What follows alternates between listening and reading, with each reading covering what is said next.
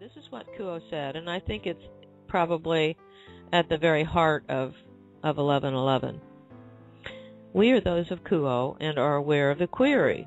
Numbers are interesting entities.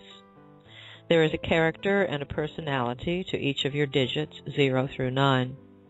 And indeed, larger numbers as well have energies to them, in some cases either because of something inherent to that number, or because it reflects the doubling or the tripling of another number that has significance. For the most part, if you wish to use numbers as they are often used in systems like the I Ching, it is best to stay with the single-digit numbers. We are not saying, now I think this is important, we are not saying that you can create a meaning to numbers, but rather that numbers in and of themselves have a character that you may come to know. In terms of repeating numbers, it is interesting to know what number is being repeated. Sometimes there is no meaning to the repetition except as a wake-up call.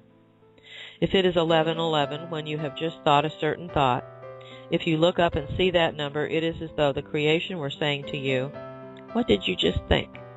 That was an interesting thought. Pay attention to that thought." In other cases, the number does have significance. 11, for instance, is a master number, so called by this instrument and by the numerology books that she has read in the past.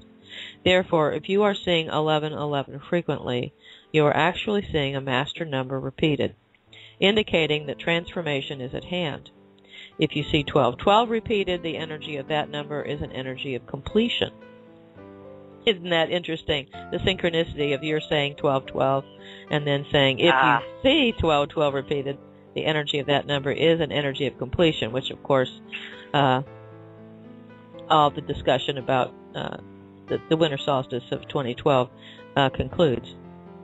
You may look further, you may look further for yourself at the various numbers 1 through 9 and 0 as well to investigate this line of thinking further. However, the most likely meaning of repeated numbers for entities who notice these things is that synchronicity from spirit that simply says, pay attention to your thoughts.